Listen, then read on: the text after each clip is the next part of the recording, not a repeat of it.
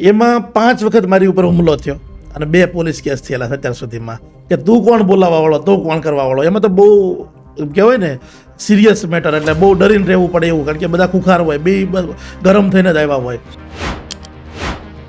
બંને પક્ષને સાંભળીને સમાધાન કઈ રીતના કરાવતા તમે?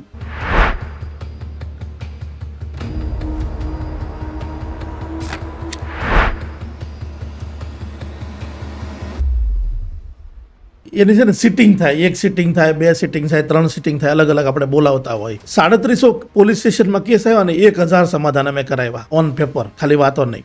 એમાં 5 વખત મારી ઉપર હુમલો થયો અને 2 પોલીસ કેસ થયેલા છે અત્યાર સુધીમાં કે તું કોણ બોલાવવા વાળો, તું કોણ કરવા વાળો. એમાં તો બહુ કહેવાય ને સિરિયસ મેટર, એટલે બહુ ડરીને રહેવું પડે એવું, કારણ કે બધા ખુખાર હોય, બે ગરમ થઈને જ આવ્યા હોય. સમજાવવાની એક સિસ્ટમ હોય છે.